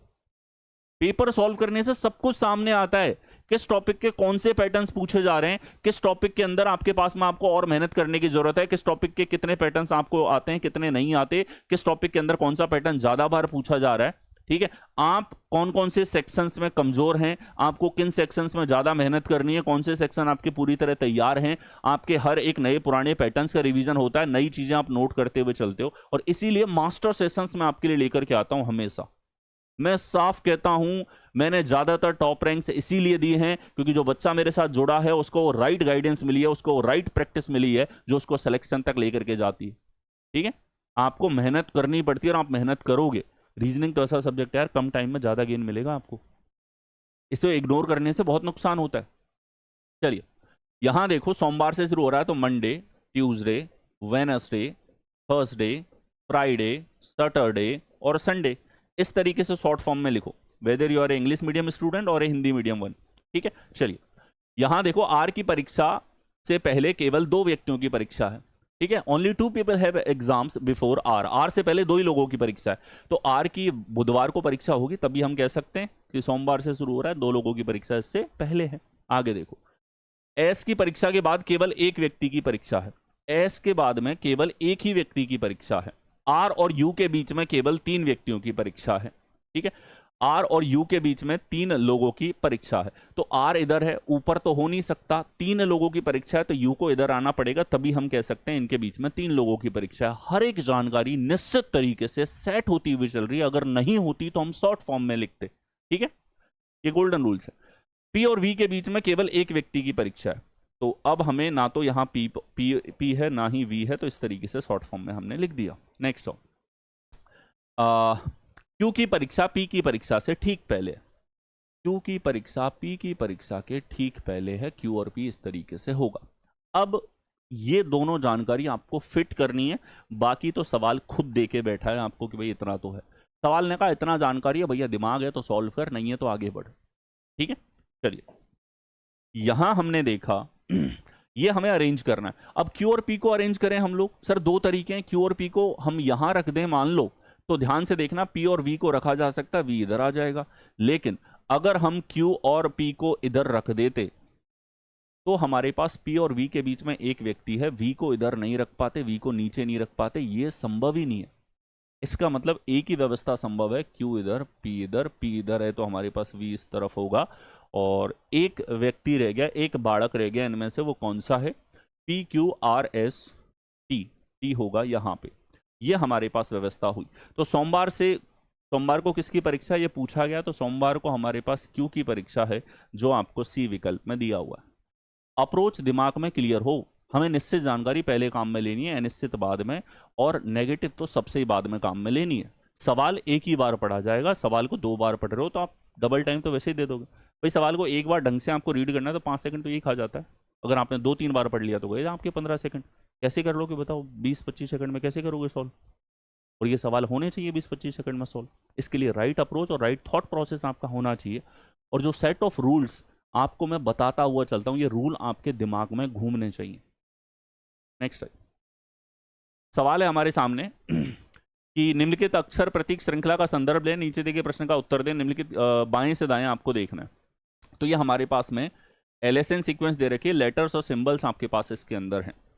आप लोगों से इस तरह के सवाल में किसी न किसी नियम या शर्त के आधार पर सवाल पूछे जाते हैं। जैसे इसने पूछा है ऐसे कितने अक्षर हैं, आपको अक्षर देखने, ठीक है, ऐसे कितने लेटर हैं। शॉर्ट फॉर्म में लिखो, पैटर्न ढूंढना क्या है उसको एक बार शॉर्ट फॉर्म में लिख लो, गलती नहीं होगी जल्दबाजी में, सिली मिस्टेक में, समय के दबाव में, एग्जाम के उस टाइमर काउंटडाउन के कारण।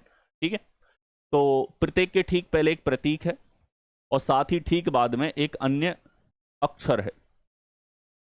ठीक है, तो एज इट सेज कि how many such letters we have to find number of letters that are immediately preceded by a symbol, पहले सिंबल आ रहा हो, also immediately followed by another letter. ठीक है, तो यहां हमने देखा ये हमारे पास में इस तरीके से पैटर्न आपको इस सवाल के अंदर चुनना है।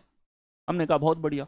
चलिए अब देखो यहां हमारे पास लेटर ऐसा देखना जिसके पहले सिंबल हो, तो इन लेटर्स के पहले सिंबल है ही नहीं, इस लेटर के पहले सिंबल बाद में लेटर है, ये काउंट होगा सर। इसके पहले सिंबल और बाद में लेटर है, इस लेटर के लिए ऐसा नहीं है, पहले सिंबल नहीं है, इसके लिए नहीं, इसके लिए पहले सिंबल बाद में लेटर, ये काउंट होगा। ठीक है, इधर देखो इसके लिए पहले सिंबल बाद में लेटर, ये काउंट होगा, इसके लिए पहले सिंबल बाद में लेटर, ये काउंट होगा, इसके लिए पहले सिंबल बाद में लेटर, ये काउंट होगा। तो कुल मिला के 1 2 3 4 5 बार हमारे पास में ऐसा हुआ है कि किसी भी लेटर के पहले सिंबल और बाद में लेटर है। बाएं से दाएं ही आपको एक बार चेक करना है, ये चीज ये क्लियरली लिख के भी देता है।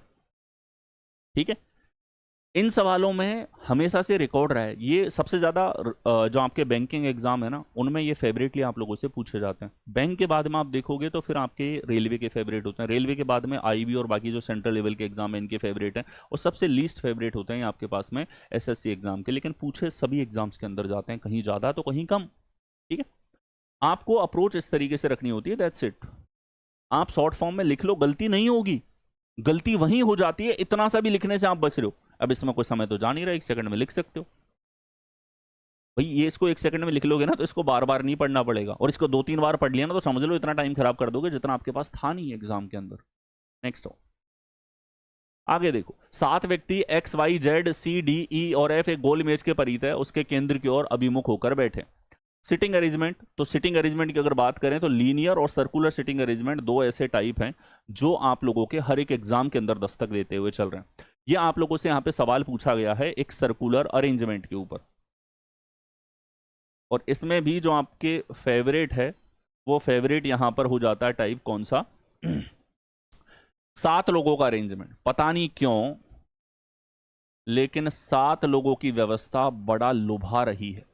ठीक है, अच्छा पता तो है 8 लोगों की व्यवस्था थोड़ी लेंदी बन जाती है कई बार, और कुछ सेकंड में सॉल्व करना स्टूडेंट के लिए पेचीदा हो जाता है, जबकि 7 या 6 लोगों की व्यवस्था तुरंत आप कुछ 1 सेकंड में सॉल्व कर पाते हो, और इसीलिए आप लोगों के ज्यादातर एग्जाम्स में इस तरह के सवाल दिखते हैं। अब देखो ई जेड के दाईं ओर चौथे स्थान पे तो हमने शॉर्ट फॉर्म में लिख दिया जेड के दाईं और चौथे स्थान पे, मतलब ये हमारे पास में 3 लोग हैं इधर। ठीक है, आगे देखो, डी के बाईं ओर से गणना करने पर डी और एक्स के बीच में 2 व्यक्ति। डी के बाईं ओर से गणना करने पर डी और एक्स के बीच में 2 व्यक्ति। नेक्स्ट आओ, एफ वाई के बाईं ओर तीसरे स्थान पे, वाई के बाईं ओर तीसरे स्थान पर एफ है। ठीक है, अलग अलग लोगों की व्यवस्था दे दी। वाई और एक्स का निकटतम पड़ोसी सी है। क्या दे दिया? वाई और एक्स का निकटतम पड़ोसी सी है।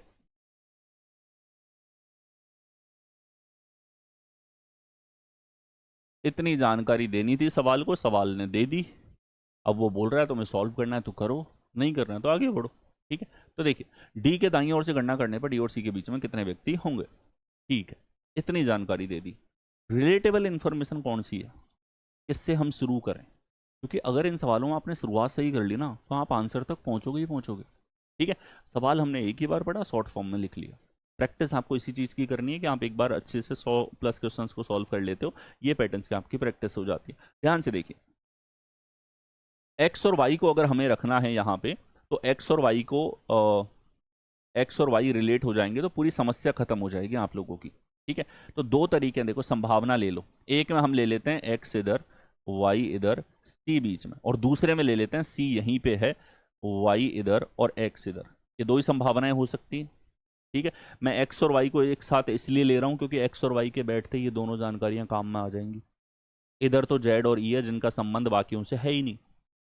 आपको एक चेन बनानी है, और चेन तब बनती है जब आप सबसे पहले उन लोगों को बिठाओ जिनसे जुड़ी हुई जानकारी आगे दे रखी है। ये छोटे छोटे से पॉइंट हैं, गोल्डन रूल्स जो मैं आपको दे रहा हूँ, बहुत फास्ट आपको बनाएंगे। दिमाग में चीज़ें स्पष्ट रहती हैं, क्लियर रहती हैं, तो आप तुरंत आगे बढ़ पाते हो। आज आपको कह दिया जाए साइकिल लेके तुरंत भगा, तो आपने साइकिल चला रखी है तो आप तुरंत भगा लोगे। बाइक आप आराम से चलाते हो, तो आप, मैं कह दूँ बाइक चला के आगे चलो, तो आप तुरंत निकल जाओगे। लेकिन वही आपने कोई चीज़ पहले चलाई नहीं, आपसे कह दिया जाए इसको चला, निकल यहाँ से, तो कैसे निकलोगे भाई? आपको कोई चलाना नहीं आता। तो वैसे ही बात यहाँ पे है, एक सीक्वेंस, एक रिलेटिविलिटी आपके पास में होनी चाहिए। ठीक है, तो अंदर वाली अरेंजमेंट और बाहर वाली अरेंजमेंट, जब भी हमें संभावनाएं लेनी हो तो हम 2 संभावनाएं तो एक ही डायग्राम में ले सकते हैं, अलग अलग डायग्राम की आवश्यकता नहीं है, और आपको थोड़े टाइम में क्लियर भी हो जाता है कौन सी सही व्यवस्था है कौन सी गलत। चलिए सवाल को स्टार्ट करो। एक्स है तो 2 छोड़ के डी आएगा, तो एक्स इधर है, 2 छोड़ के डी इस तरफ आ गया। और देखो वाई है तो 2 छोड़ के एफ इधर आ रहा है, वाई इधर है तो 2 छोड़ के एफ इस तरफ आ गया। अब ध्यान से देखो, अंदर की व्यवस्था में ये पूरे 4 लोग इस तरीके से बैठ चुके हैं। ठीक है, 5 लोग। इन दोनों सीटों पर जेड और ई तो आने से रहा, ये पास पास है ही नहीं, इनके बीच में 3 लोगों का गैप है। ठीक है, और यहाँ ये संभव है नहीं जेड और ई को रख दिया जाए। ठीक है, तो अंदर की व्यवस्था तो नहीं, बाहर वाली व्यवस्था सही है, हमें पता लग गया एक्स और वाई किस तरीके से बैठे। अब देखो, एक्स इधर है, एक्स इधर है तो 2 लोग छोड़ के डी बैठे हैं, 2 छोड़ के डी इस तरफ आएगा। और देखो वाई इधर है तो 2 छोड़ के एफ है, वाई इधर है तो 2 छोड़ के एफ इस तरफ आ रहा है। ठीक है, तो ये व्यवस्था हमारे पास में हुई।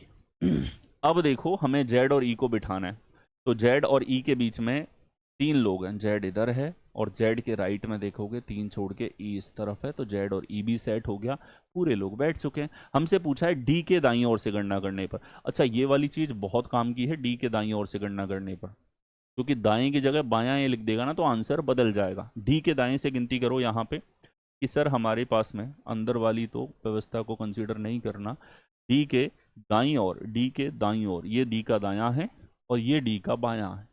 ठीक है, तो डी के दाईं ओर से गिनती करने पर डी और सी के बीच, डी इधर सी इधर, दोनों के बीच में 2 लोग हैं। कितने हैं? 2। अगर ये कह देता डी के हमारे पास में बाईं ओर से, तो डी का बायां है इस तरफ, तो डी के बाएं से डी और सी के बीच में टोटल हमारे पास में 3 लोग हैं। यानी कि एक छोटी सी चीज दाएं की जगह बायां लिख देता तो आंसर 3 हो जाता। इतनी छोटी, मतलब इतनी सेंसिबल है रीजनिंग के क्वेश्चंस।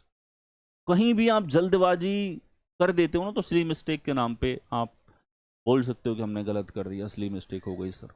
ये आप इन चीज़ों को अवॉइड तभी कर पाओगे जब आप डेली प्रैक्टिस करोगे। 50 क्वेश्चन डेली की प्रैक्टिस करो, और इतने सवाल मैं आपको करवा चुका हूँ। प्रैक्टिस आपको परफेक्ट बनाएगी। एक बार आपके कॉन्सेप्ट तैयार हैं, ठीक है, तो प्रैक्टिस ही आपके काम आएगी। नेक्स्ट हो, यहाँ देखो, 7 व्यक्ति W X Y Z E F G उत्तर की ओर विमुख होकर एक सीधी रेखा में बैठे हुए हैं। यानी कि ये आपको दे दिया सिटिंग अरेंजमेंट, और यहाँ पे 7 लोगों की रैखिक व्यवस्था दे रखी है, तो तुरंत आप इस तरीके से बना लो 5 6 7। जब उत्तर की ओर मुंह है तो लेफ्ट इधर होगा, राइट इस तरफ होगा, जहां हमारा लेफ्ट वहां इनका लेफ्ट, जहां हमारा राइट वहां इनका राइट। चलिए देखिए, अब देखो इसने बोला है जी और ई के बीच में केवल 5 व्यक्ति हैं, तो जी और ई के बीच में केवल 5 व्यक्ति हैं। अब हमने एक चीज दिमाग में तो है, लोग ही 7 हैं, और अगर इनके बीच में 5 हैं तो हमें स्पष्ट है कि जी और ई जो होंगे वो एकदम कोनों पर बैठे हुए हैं सर। ठीक है, एकदम कोनों पर बैठे हुए हैं, तभी इनके बीच में 5 लोग होंगे, तो हमने शॉर्ट फॉर्म में दर्शा दिया। अभी हमें निश्चित नहीं है कि जी किधर ई इधर, आगे क्लियर होगा, लेकिन ये शॉर्ट फॉर्म में हम इस तरीके से लिखेंगे। आगे आओ, जेड ई के ठीक बाएं पड़ोस में, ई के ठीक बाएं पड़ोस में बैठा है। अब अगर ई के बाएं कोई बैठा है जेड, तो ई इधर तो नहीं हो सकता, क्योंकि जेड इधर हवा में तो बैठेगा नहीं, इधर कोई सीट ही नहीं है हमारे पास में। ठीक है, तो अब देखो कि सर ई को इधर होना पड़ेगा तभी जेड इधर आएगा, और ई इधर है तो अब हमें क्लियर हो गया जी को इधर होना पड़ेगा। अपने आप जेड जी और ई दोनों की स्थिति क्लियर हो गई। आ गया, जेड और एफ के बीच में केवल एक व्यक्ति है, जेड और एफ के बीच में एक व्यक्ति है, जेड इधर एक लोग छोड़ के एफ इस तरफ आ गया। नेक्स्ट आओ, डब्लू वाई के बाएं किसी स्थान पे वाई के बाएं किसी स्थान पे डब्लू है, हमें बीच में नहीं पता कितने लोग हैं, और देखो लेकिन एक्स के दाएं किसी स्थान पे है, एक्स के दाएं किसी स्थान पे, वाई के बाएं किसी स्थान पे, मतलब ये तीनों ऐसे बैठे हैं, इनके बीच में कितने लोग हैं अभी क्लियर नहीं है, हमारी व्यवस्था में 3 की कमी है। तो हमने कहा एक्स डब्लू और वाई इस तरीके से अरेंज होंगे।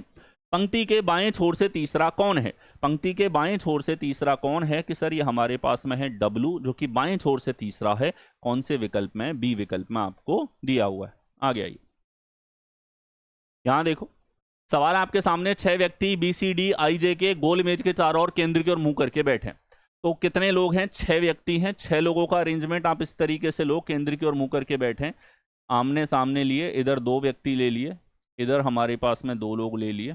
ठीक है, तो देखो यहां देखा जाए तो आई के दाईं ओर से गिनने पर बी और आई के बीच में केवल 2 व्यक्ति हैं, आई के, इसने कहा आई के दाईं ओर से गिनने पर,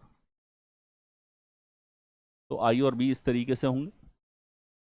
के जे के ठीक बाईं ओर पड़ोस में, के जे के ठीक बाईं ओर पड़ोस में, आई सी के ठीक दाईं ओर पड़ोस में, सी के ठीक दाईं ओर पड़ोस में। ठीक है, अब देखो कहीं ना कहीं आई से रिलेटेड हमको मिल गया, हम तलाश में होते हैं, यानी कि आपको तलाश में रहना है ऐसी जानकारी के लिए जो एक साथ 2 या 3 लोगों को छपा दे व्यवस्था में, और हमको यहाँ 3 लोगों की व्यवस्था छपी हुई दिख गई। शुरुआत में आप कहीं भी रख सकते हो इनको, जैसे हमने रखा सी इधर, आई इधर, एक छोड़ के बी इस तरफ, कई लोग थे 3 बैठ गए, इससे ज़्यादा क्या चाहिए जीवन में बताओ। ठीक है, अब देखो के और जे को बिठाना है, तो सर 2 लोग हैं, 2 सीट तो एक ही जगह पे है हमारे पास में, जे और के यहीं पे हैं, बस पूरी व्यवस्था हो गई, एक ही व्यक्ति बचा है, कौन होगा इसकी जगह पे, बी सी डी, डी यहां पे होगा सर। ठीक है, हो गई पूरी व्यवस्था। ठीक है, अब ये बोलता है निम्नलिखित में से डी के निकटतम पड़ोसी कौन है, तो डी के निकटतम पड़ोसी, हर एक व्यक्ति जो कि गोलाकार व्यवस्था में बैठता है उसके 2 पड़ोसी होते हैं, रैखिक व्यवस्था में भी 2 पड़ोसी होते हैं, केवल एंड वालों को छोड़ के, यहाँ कोई एंड होता नहीं है, तो यहाँ सबके 2 पड़ोसी होते हैं। ठीक है, तो निम्नलिखित में से कौन डी के निकटतम पड़ोसी हैं, डी के पड़ोसी हैं, एक तो बी और दूसरा आई, तो बी और आई हमारे पास में यहाँ पे देखा जाए तो ये हमारे पास में 2 पड़ोसी होंगे। ठीक, लेट मी चेक इंग्लिश में, only 2 people sit between B and I, B और आई के बीच में 2 लोग हैं, when counted from right of I, I के राइट से काउंट किया जाए। ठीक है, K sits to the immediate left of J, और I sits to the immediate right of C. ठीक है, who among the following are the immediate neighbours of D, D के इमीडिएट नेबर्स हमारे पास में कौन कौन होंगे। ठीक है, चलिए हमारे पास में था सी आई और बी, सी आई और बी को हमने बिठाया, फिर इसने बोला है कि के और जे की बात करें तो जे के ठीक बाईं और पड़ोस में, जे के ठीक बाईं और पड़ोस में के है, यहीं बैठेगा। ठीक है, ओके, एक चीज ध्यान से देखो, यहां 2 लोग आपको दिए हुए हैं, तो ये हमारे पास में हमने देखा CI 2 का गैप है, 2 का गैप तो B आएगा इस तरफ। ठीक है, अब देखो जैसे 2 का गैप आ गया, K और J को बिठाना है हमको, तो यहाँ J के बाईं और K बैठा हुआ है। कहाँ बैठा है? J के बाईं और बैठा हुआ है, तो J इधर होगा, J का बायां होगा, K हमारे पास इस तरफ। एक व्यक्ति रह गया केवल हमारे पास में, कौन सा है वो? यहाँ पे J यहाँ पे होगा। ठीक है, यहाँ 2 लोग हैं। ठीक है, चलिए, तो निम्नलिखित में से डी के निकटतम पड़ोसी कौन है? डी का निकटतम पड़ोसी कौन हमारे पास में यहां पर होगा? ठीक है, जे बैठा हुआ है, बच गया डी, डी यहां पर होगा। जे का निकटतम पड़ोसी कौन है? डी के निकटतम पड़ोसी, तो डी के निकटतम पड़ोसी हैं एक तो बी और एक सी आपके पास में। कौन से विकल्प में है? सी विकल्प में आपको दिया हुआ है। ठीक है, तो शॉर्ट फॉर्म में लिखते हुए चलो जानकारी को, जो निश्चित जानकारी है, ज्यादा लोग व्यवस्थित हो रहे हैं, उसको पहले काम में लो। नेक्स्ट हो, यहां देखो, यहां है कथन, कथन के बाद में आपको निष्कर्ष दिया हुआ है। ठीक है, और कथन में इन क्वेश्चंस में समय अगर आपको बचाना है ना, तो मैं हर एक हिंदी मीडियम, इंग्लिश मीडियम या किसी भी मीडियम का विद्यार्थी है, आई वुड से कि आप पहले अक्षरों को इस्तेमाल करो। एच से हिल, एम से माउंटेन, एम से माउंटेन, वी से वैली, वी से वैली और जी से ग्लेशियर। ठीक है, अब देखो, नो एच इज एम, कोई भी एच एम नहीं है। ठीक है, आगे देखो, सम एम आर वी, कुछ एम वी है। ऑल वी आर जी, पूरा वी जी है।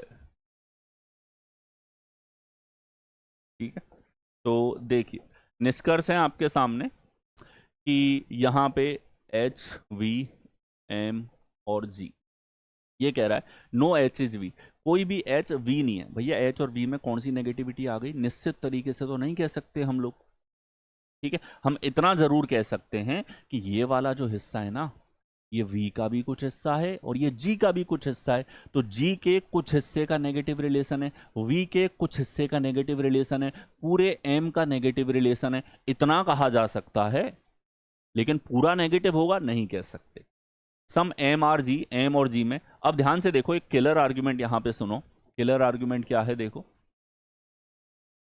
ठीक है, सिलॉग में किलर आर्ग्यूमेंट अगर आपको आते हैं ना, तो कोई आपको 50-100 से लेकर के किसी मेथड की आवश्यकता नहीं है। और किलर आर्ग्यूमेंट के ऊपर एक स्पेशल सेशन मैंने डाल रखा है। ठीक है, वो आपको जरूर देखना है।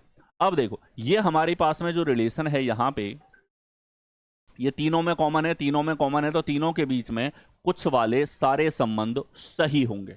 ठीक है, अगर ऐसा कोई क्षेत्र एक से ज्यादा डायग्राम में देखे, तो एम, बी और जी के बीच में 6 संबंध बनते हैं, और उन 6 के बारे में हम 1 सेकंड बोल रहे हैं सारे सही होंगे। इसने तो एक ही पूछा है, हम तो कह रहे हैं ये पूरे 6 पूछ लेता तो भी हम 1 सेकंड बोलते हैं सारे सही हैं। किस किस में? एम, जी और बी के अंदर माउंटेन, और जी से ग्लेशियर और वी वैली हमारे पास में, तो ओनली सेकंड यहां पर फॉलो करेगा। ठीक है, चलिए, तो थैंक यू सो मच, आप लोग इस सेशन में लास्ट तक बने रहे।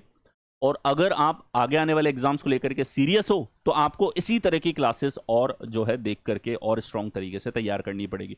और भी प्रीवियस ईयर के क्वेश्चंस की आप प्रैक्टिस करना चाहते हो, तो Balram sir reasoning YouTube channel पे आप जाओ, वहां पे जाकर के आप मल्टीपल एग्जाम जो रिसेंटली अभी कंडक्ट हुए हैं वो मैंने करवा रखे हैं, वहां से प्रैक्टिस करो। एक गोल सेट कर लो, 50 क्वेश्चन आपको डेली बेसिस पे सॉल्व करने हैं। डेली, डेली का मतलब होता है डेली। ठीक है, और इसके साथ ही सिलेक्शन वे एप्लीकेशन जो है, इसको आपको इंस्टॉल कर लेना है। ठीक है, सिलेक्शन वे एप्लीकेशन पे आपकी प्रिपरेशन, आपके टेस्ट, आपके मॉक टेस्ट के लिए बहुत ज़बरदस्त तरीके से कंटेंट आपको मिलता है यहाँ पे। ठीक है, आपके पेड बैचेस भी हैं आप लोगों के लिए, जो है फ्री कंटेंट भी यहाँ पर अवेलेबल है। तो ये एक ऐसी एप्लीकेशन है सिलेक्शन वे, जो आपके मोबाइल में होनी ही चाहिए। और जो ये टीम जिससे आप पढ़ रहे हो यहाँ पर, ये टीम पूरी तरीके से डेडिकेटेड है, आपके लिए सालों से मेहनत कर रही है, और बहुत ही शानदार लेवल पे नए पैटर्न्स, नए वेंडर्स, और ऑल इंडिया लेवल पे जितने भी वेंडर्स हैं उन सब के ऊपर बेस्ड ऑन आप लोगों के लिए शानदार कंटेंट लेकर के अब तक आए हैं, आगे भी आएंगे। तो धन्यवाद, मैं बलराम विदा लेता हूं आप लोगों से। मिलेंगे आप लोगों से ऐसे ही और किसी ज़बरदस्त सेशन के साथ। शुक्रिया, सेशन को लाइक कर दो, हाइप कर दो। धन्यवाद।